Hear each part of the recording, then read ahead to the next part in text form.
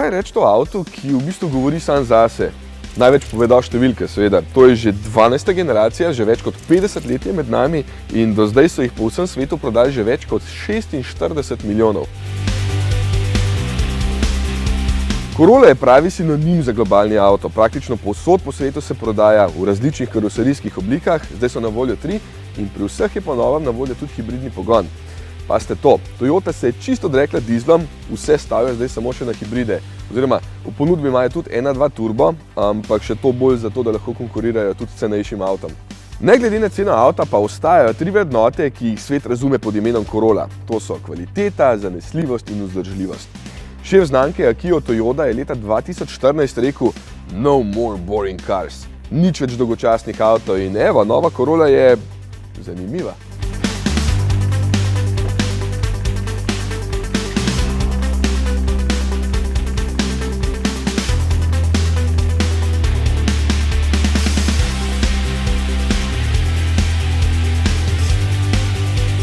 Če bi malo pretiraval, bi lahko rekel celo razburljiva oziroma tako razburljiva, kot hibrid sploh lahko je. Oblika je prva. Zelo dobro izgleda v živo, boste kmalu videli na cestah. Vse to pa je seveda posledica v prvi vrsti zanimivih potez, v drugi pa dimenziji, ker je avto 4 cm daljši, 3 cm širši in 2,5 cm nižji kot Auris. Daljša je tudi medosna razdalja, širša sta koloteka in krajša sta previsa, vse to pa pomeni, da se boste obrnili za njim, ko se bo peljal mimo vas, kar se pri Toyoti že dolgo ni zgodilo. Ja, zdaj se vsi imenujejo Corolla, tako da na Auris pozabite, vseeno pa je to avto, ki bo v marsičem izstopal. Recimo s tehnološkimi posebnostmi.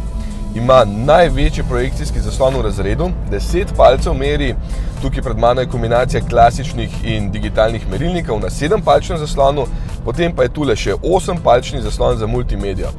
Z vso varnostno opremo, ki je v veliki meri že serijska, je v tem trenutku najbolj varen avto v segmentu, ko jih primerjamo s standardno opremo. Sploh pa navdušene voznike veseli, da je težišče avta 10 mm nižje in da je karoserija za 60% bolj čvrsta. To ob novi platformi TNGA GAT-C, ja, res se zanimivo sliši, no to pomeni, da se Corolla zdaj celo dobro pelje. Se, veliko bolj živahno je med ovinki, podvozje odlično deluje, še posebej, če imate takšno prilagodljivo vzmetenje, pa tudi sicer tukaj ni kompromisov in boste še najbolj pogrešali direkten volan. Tudi tukaj so razlike med modeli in najbolje se pelje prav tale model z močnejšim hibridnim pogonom. Corolla je prvič na voljo z 2 hibridnima pogonama, šibkejšega vsi dobro poznate iz Priusa in CHR-ja, ker ima 1,8 litrski bencinski motor in 90 kW, to je 122 konjev. Baterija, ki je tamle pod klopjo, pa je po novem litij-ionska. No, močnejši pa ima čisto nov motor z 2 litrama prostornine in sistemsko močjo 132 kW, to je 180 konjev. Ima malenkost večjo nikel-metal hidridno baterijo, zato je prtljažnik nekaj litrov manjši, sam elektromotor pa 80 kW, zato se v praksi bolj konkretno odzove in so prehitevanja zelo enostavna. Do 100 km/h rabi kar 3 sekunde manj kot šibkejši hibrid, poraba je samo malenkost večja, menjalnik pa ima tukaj prednastavljene stopnje in tukaj lahko prestavljate tudi s tema ušesama ob volanu.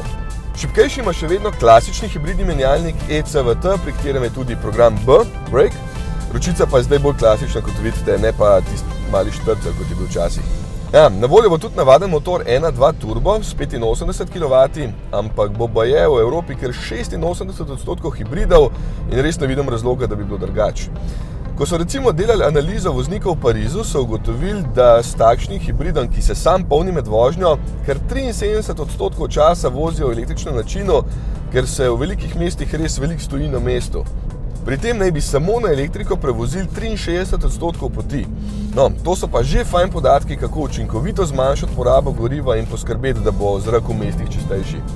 Kaj pa, če medose podaljšate za 60 mm? V tem primeru lahko izberete še limuzino ali karavan, oba se boste prodajali pri nas. Elegantna limuzina s samo šibkejšim hibridom in 1,6 litrskim benzinskim motorjem. Touring Sports, kot rečejo takšnemu karavanu, pa z enakimi motorji kot sta kratek. Ta bo sploh zanimiv za družine, ker ima največ prostora v razredu na zadnji klopi, ki je lahko ogrevana, ker je prtljažnik velik 598 litrov in ker ima zelo zanimive rešitve, recimo polico, ki se obrne in je na eni strani fina, na drugi pa za umazano robo, spodaj pa je dovolj prostora, da v njem najde prostor še moj kovček za letalo. Ta avto se bo prodajal samo v Evropi, zato so ga tudi razvili tukaj, ker so naši okusi malo bolj zahtevni.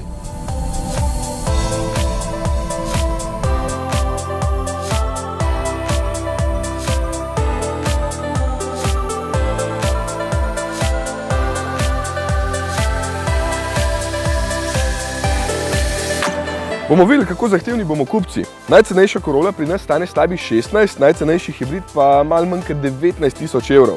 Prodaja pri nas že teče, tako da ste lahko prav vi eden od prvih, ki bo pomagal, da bo tale avto dosegel številko že 50 milijonov. Zdaj pa belo, ali kva?